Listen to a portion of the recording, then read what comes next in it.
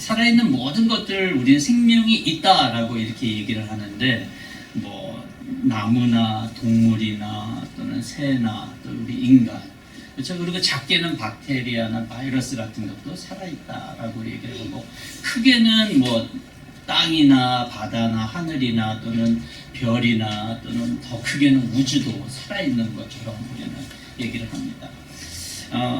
그럼 성경은 이 생명에 대한 관심이 어떨까요? 성경이 관심을 갖고 있는 이 생명에 대한 관심은 어떤지 우리가 좀 보기를 원하는데 성경은 이 라이프, 생명에 대한 언급을 참 많이 해요. 물론 제가 이제 한글로 생명이라고 하는 그런 단어를 찾았지만 그게 무려 성경 전체 장수가 몇 장인지 아세요? 1189장이거든요. 근데 그 무려 363회나 언급이 되고 있어요. 그러니까 세 장마다 한 번씩은 생명이 언급되고 있다는 얘기예요. 굉장히 많이 언급되는 것입니다. 이 정도면. 단어가 자주 반복된다는 것은 그 단어가 중요하거나 또 이 말씀은 이 하나님의 말씀은 하나님께 중요한 게 아니죠. 보는 우리들, 듣는 우리들에게 중요한 거니까 하나님이 우리에게 뭔가 중요하게 또 뭔가 이렇게 알리고 싶은 것이 많을 때 그 단어가 반복된다라고 여러분들이 성경을 볼 때 또 성경을 연구할 때 그렇게 이해하면 되겠습니다. 그러니까 이 단어가 자주 반복되고 있는 이 생명에 대한 관심이 성경도 많다라고 하는 거예요. 생명이 사라지면, 생명이 다하면 우리는 죽음이라고 해서 생명의 반대가 죽음이라고 생각합니다. 인간은 이런 죽음이 너무 싫었기 때문에 죽음을 어떻게 한번 극복해 볼까라고 해서 예전부터 더 오래 사는 것 또는 영원히 사는 것 이런 것에 대한 관심이 있었어요. 그래서 진나라 시황제 같은 경우에는 불로초를 구하기 위해서 사람을 보냈잖아요. 그랬지만 그 시도는 실패했죠. 지금까지 그런 것들을 다 시도했지만 성공한 사람은 아무도 없습니다. 여러분 근데 이제 생명 중에서 오래 사는 것들이 있어요. 거북이도 한 200년까지 사는 거북이가 있고요. 심지어는 코이라고 하는 잉어가 있는데 잉어도 250년을 살아요. 뭐 다 그렇다는 건 아닌데 이 코이라고 하는 종류 잉어가 그 다음에 또 맹거 대학이라고 하는 영국 대학인데 거기서 아이슬란드에서 발견한 조개는요 무려 500년을 살고요. 또 그 그린란드 상어라고 있는데 그게 300년에서 500년을 산다고 그래요. 그러니까 생명들도 이렇게 오래 살긴 살아요. 또 심지어는 자연사박물관 지난번에 우리 가족이 같이 자연사박물관 갔다 왔는데 거기에는 나무가 1500년 동안 산 나무가 이렇게 돼 있죠. 그렇지만 그 모든 생물들은 다 죽습니다. 다 죽어요. 사실 우리가 이 생명이 없다라고 하는 이런 마이크나 또는 휴대폰 뭐 모든 여기 있는 것들도 가만히 놔둬도 사실상 수명이 다 있죠. 결국은 다 없어지거나 우리가 지금 같은 맥락에서는 다 죽는다라고 말할 수가 있어요. 이런 생명이 경이롭지만 결국은 어떤가? 결국은 죽을 수밖에 없어요. 그래서 히브리서 9장 27절에 보면 한 번 죽는 것은 정하신 것이고 하나님께서는 그렇게 정하셨어요. 모든 것들이 죽도록 돼 있다라고 하는 거예요. 근데 성경에는 이와 다른 생명에 대해서 언급하고 있습니다. 조금 다른 생명이에요. 그것이 오늘 제목의 영원한 생명이에요. 이 영원한 생명, 영생이라고 하는 단어는 성경에 53회가 기록되고 있어요. 성경에서 말하고 있는 영생은 우리가 말하는 일반적으로 다른 종교에서 말하거나 사람들이 이해하는 것하고는 조금 달라요. 사람들이 이해하고 있는 영생이라고 하는 건 뭐냐? 그것은 이게 timeless, 그러니까 이게 길게 사는 것을 얘기해요. 진시 황제가 구하려고 했던 것, 영원토록 살고 싶었던 것들을 얘기해요. 근데 성경이 얘기하고 하는 영생은 그런 timeless가 아니에요. 계속적으로 살아가는 것을 영생이라고 얘기하고 있는 게 아니에요. 끝없이 사는 생명, 그것은 성경이 말하는 영생이 아닙니다. 사실은 이 영생은요 영원히 사는 것과 상관이 없어요. 영원히 사는 것이긴 하지만 영원히 사는 것과 상관이 없어요. 왜냐하면 사람은 다른 생명체와 달리 이미 영원히 살도록 되어 있어요. 이건 어느 누구나 영원히 사는 거죠. 타임리스한 삶이 인간 모두에게 다 있어요. 제가 왜 그렇게 얘기할 수 있냐면 창세기 2장 7절에 보면요. 하나님이 땅의 흙으로 사람을 지으시고 어떻게 했다 그랬어요? 생기를 풀어놓으셨어요. 그렇죠? 그 생기라고 하는 단어가요. 여러분 소호 또는 숨, 브레스라고 하는 루하우라고 하는 단어인데요. 그러니까 영이 들어갔다라고 하는 얘기예요. 어떻게 보면 하나님의 숨, 하나님의 생기, 하나님의 호흡으로 만들어졌다는 것인데, 그럼 창세기 2장 7절에 제가 아까 말씀드렸던 것처럼 여호와 하나님이 땅의 흙으로 사람을 지으시고, 여러분 이 지으시다라고 하는 이 단어는 야차르라고 하는 단어인데 창세기 1장에 보면 모든 동물들도 만드시고라고 했어요. 그러니까 만드시고 지으시고 이미 다른 동물들이나 이런 것들은 만들고 나서 곧바로 살아서 움직였어요. 그렇죠? 사람도 하나님이 이 땅의 흙으로 사람을 지으시고 여기까지만 해도 사람은 살게 돼 있어요. 근데 그 다음 과정이 다른 모든 생물체와 다르다는 거예요. 뭐냐면 하나님의 생기를 그 코에 불어넣었다라고 하는 거예요. 여러분 영원히 살고 싶어하는 사람들이 있다라면 그 사람들에게 정말 좋은 소식이 있는데 그거는 내가 믿거나 안 믿거나 해도 우리는 모두가 영원히 산다라고 하는 거예요. 왜? 하나님이 생기를 이미 불어넣으셔서요. 사람은 죽을 수가 없어요. 예, 제가 말하는 죽음이라고 하는 두 단어가예요. 하나는 영원히 산다라고 하는 의미를 얘기하는 게 아니에요. 모두가 다 죽죠. 죽기야. 근데 우리라고 하는 존재는 계속적으로 이어진다는 거예요. 이 죽음을 넘어서도 계속적으로 생명이 이어진다라고 하는 거예요. 어떤 형태로 사는지는 몰라요. 그렇지만 산다라고 하는 거예요. 그래서 히브리서에는 이 육신의 장막집이 무너진다라고 우리의 죽음을 표현하고 있어요.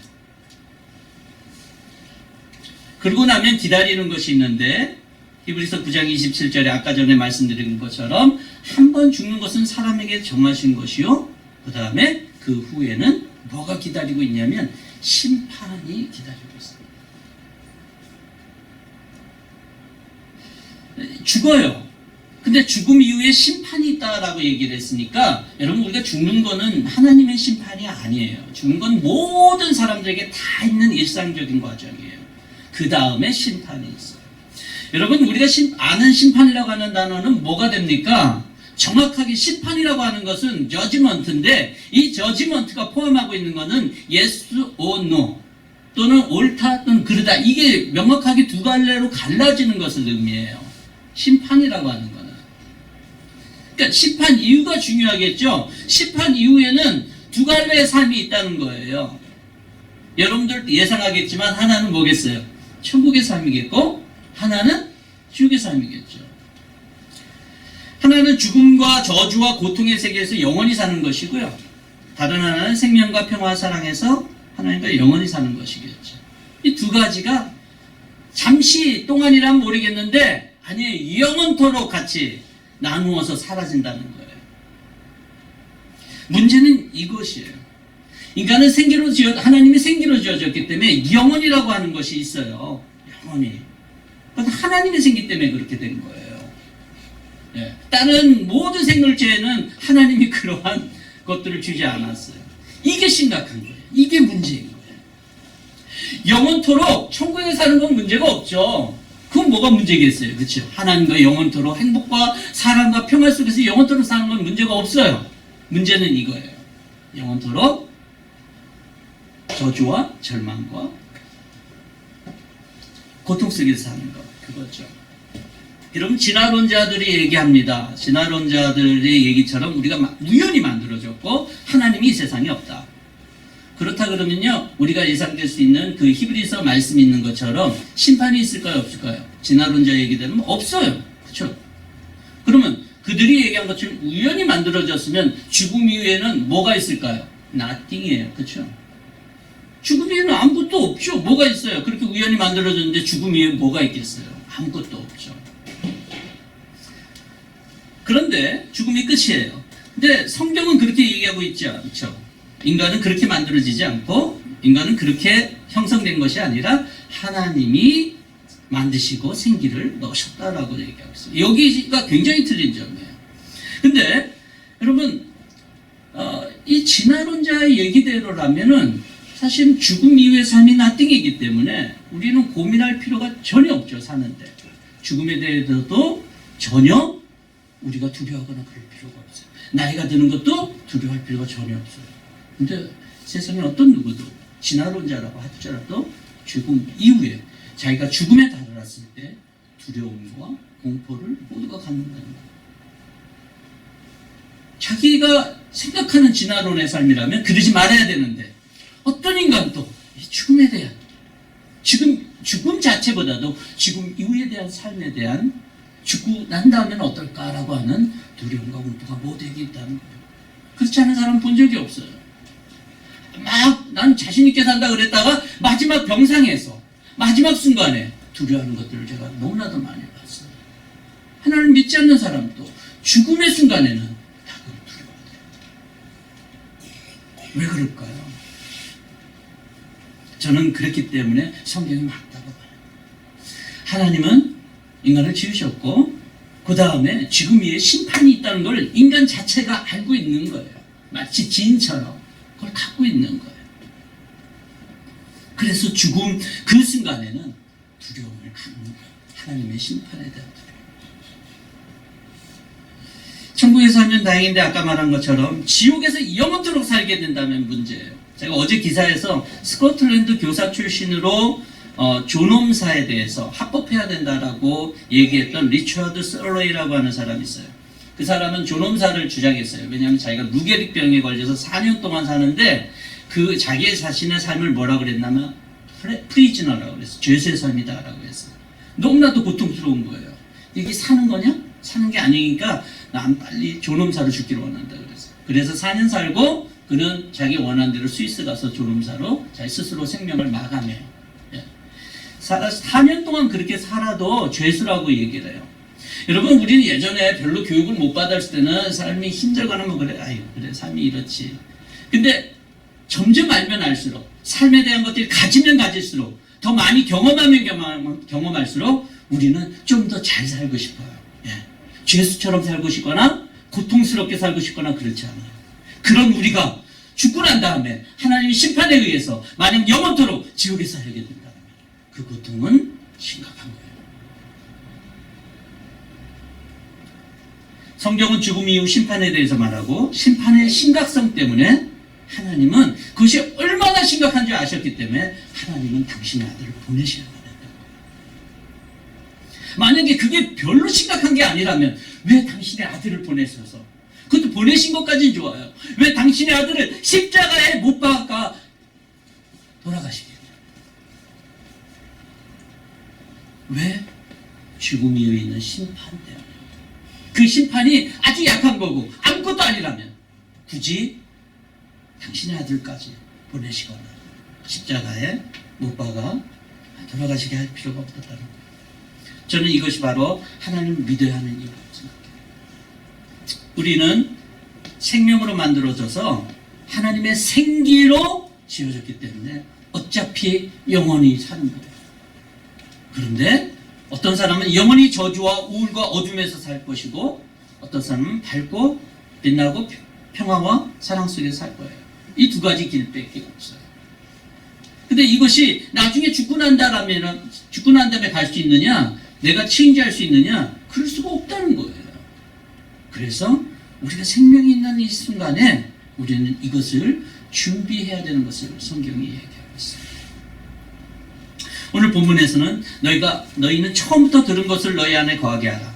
처음부터 들은 것이 너희 안에 거하면 너희가 아들과 아버지 안에 거하리라. 그가 우리에게 약속한 것은 이것이니 곧 영원한 생명입니다. 이 영원한 생명을 하나님께서 약속하셨고 이 약속된 생명을 우리가 오늘이라고 하는 순간에 갖지 않으면 죽고 난 다음에는 안 된다는 거예요. 죽음 이후에는 심판밖에 없어요. 그 전에 준비돼야 되는 거예요. 영원한 생명을 언제 갖는 거예요? 죽고 난 다음에? 아니에요. 이미 있는 사람이 영원한 생명을 가지고 영원토록 사는 거예요. 그래서 오늘이라고 하는 순간에 내가 영생이 있느냐 없느냐가 중요한 거예요. 내가 영원한 생명이 내 안에 있느냐 없느냐는 것이 중요해요. 전 지금 모르겠는데요. 나중에 죽고 난 다음에 하나님께서 선물로 주시지 않을까요? 그건 아니에요. 죽고 난 다음에 뭐만 있다고요? 심판만 있는 거예요. 그럼 영생이 뭐냐? 우리에게 약속한 영원한 생명인 이 영생이 뭐냐? 요한복음 17장 3절에 보면 영생은 곧 유일하신 참 하나님과 그가 보내신 자 예수 그리스도를 아는 것이다 라고 얘기하고 있어요. 여기서 안다라고 하는 것은 그냥 예수님을 안다, 지식적으로 안다라고 하는 얘기를 하는 게 아니에요. 이 경험적인 삶을 얘기하는 구약의 야다라고 하는 단어와 신약의 기노스코라고 하는 단어는 같은 의미를 갖고 있어요. 이 경험적인 삶을 얘기해요. 그냥 예수님이 누군지 2000년 전에 이 땅에 오셨고 하는 그런 지식적인 동의를 얘기하는 게 아니라, 여러분 부부가 같이 살면서 아는 거 있잖아요. 예. 그런 경험적인 삶을 얘기하는 거예요. 예수님은 누굽니다 라고 다 설명하는 게 아니라, 근데 너한테는 예수님이 누군데? 라고 질문할 때 모르겠는데, 이거는 아는 게 아니죠. 여기서 예수 그리스도를 아는 것이라고 그랬을 때 아는 것을 얘기하는 것이 아니라는 거예요.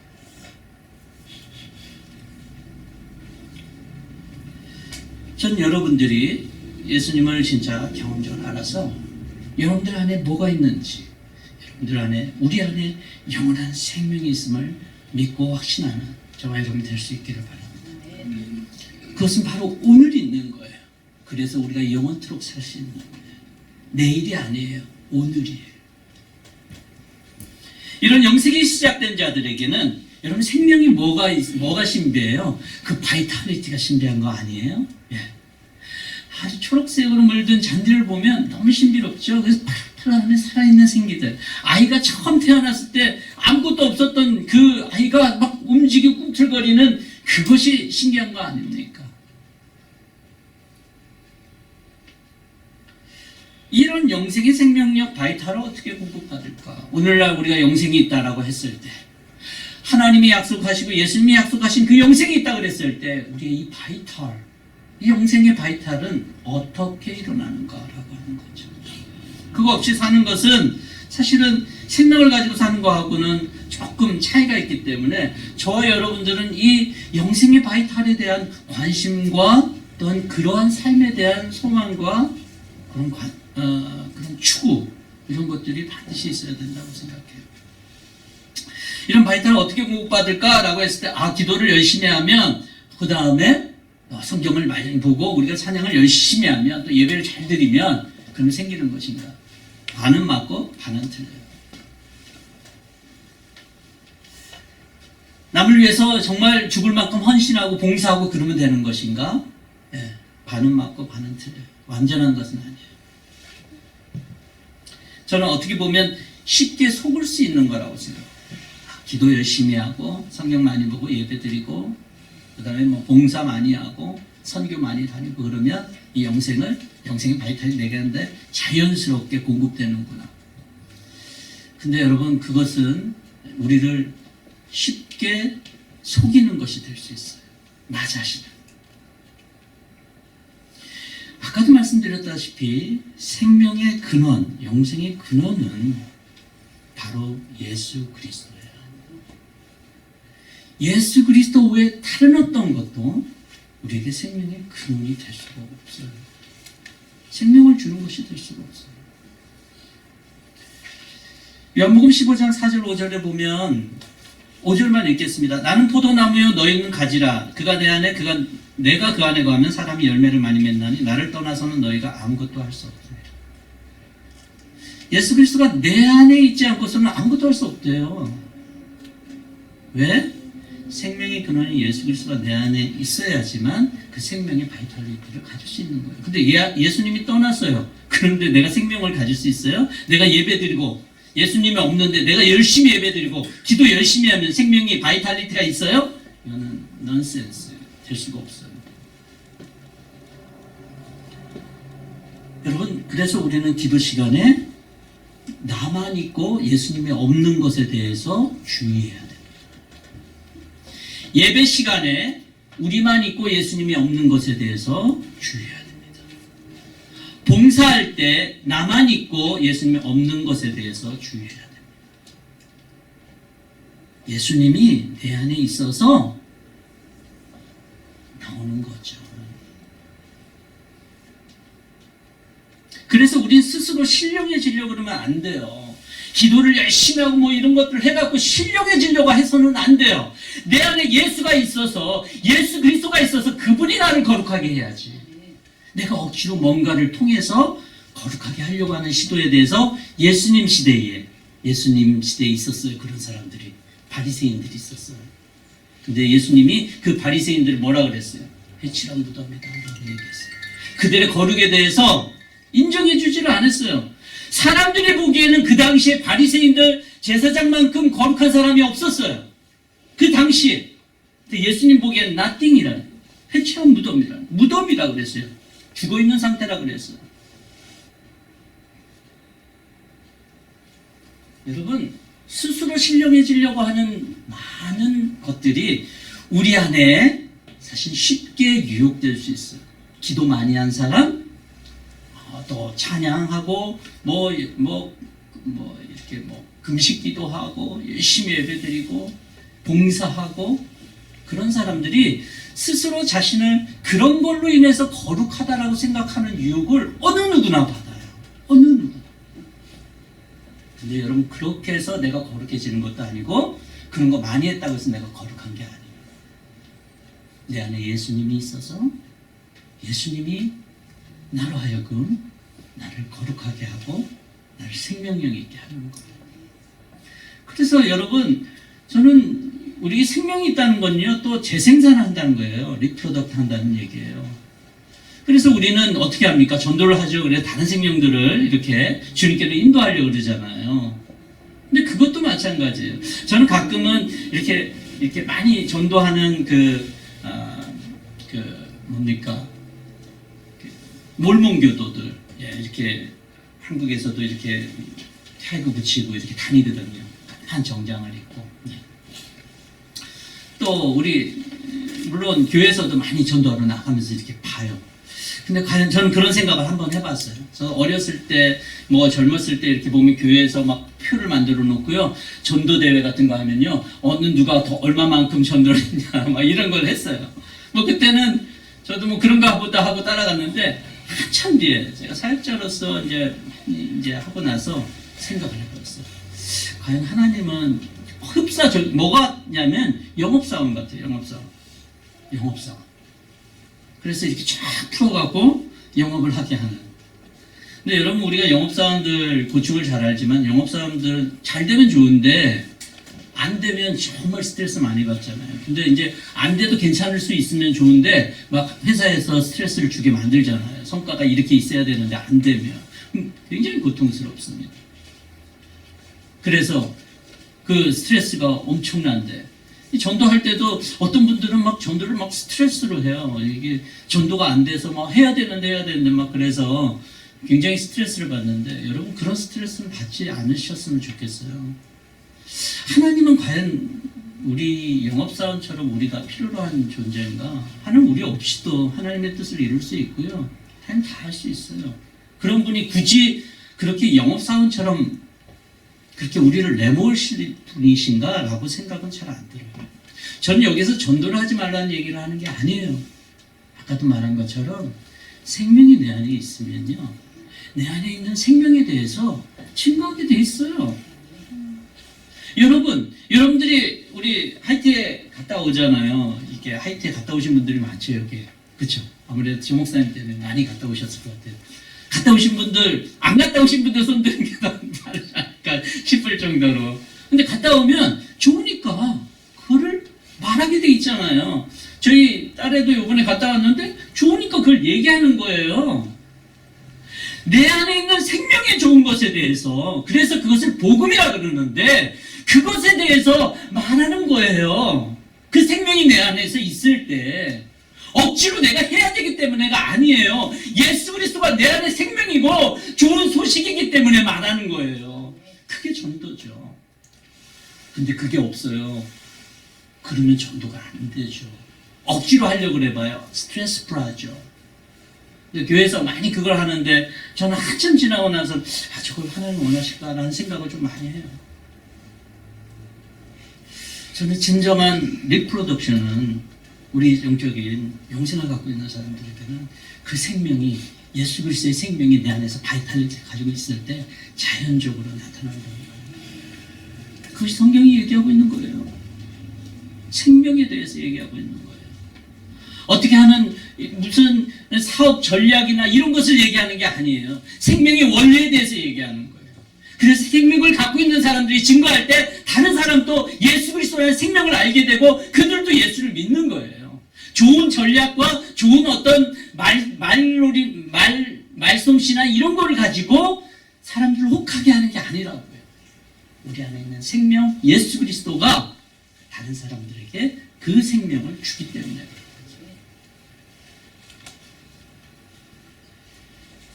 요한일서 5장 11절에 보면 또 증거는 이것이니 하나님이 우리에게 영생을 주신 것과 이 생명이 그의 아들 안에 있는 그것이니라. 아들이 있는 자에게는 생명이 있고 하나님의 아들이 없는 자에게는 생명이 없느니라. 내가 하나님의 아들의 이름을 믿는 너에게 이것을 쓰는 것은 너희로 하여금 영생이 있음을 알게 하려 합니다. 여러분, 사실은 우리 안에서 예수 그리스도의 생명이 바이탈리티를 갖게 하기 위해서 우리는 때로는 기도의 시간을 갖죠. 기도의 시간을 갖는 것은 나를 위한 목적이 되어서는 안 돼요. 자꾸 예수 그리스도가 내 안에 주인으로 그리스도가 중심이 되도록 해야 돼요. 기도의 시간을 많이 갖는다라고 해서 중요한 게 아니라 기도 시간을 많이 갖든 적게 갖든 그리스도가 내 안에서 내게 뭘 말씀하시는지를 들으려고 하고 그분과 교제하기를 원하고 그러려고 할 때 예수 그리스도가 내 안에서 계속적으로 역사하시는 것들을 우리가 듣고 그 안에 거하고 함께하는 것들이 필요합니다. 삶이 바쁘고 번잡하면 사실 주님과 교제하기가 참 힘들더라고요.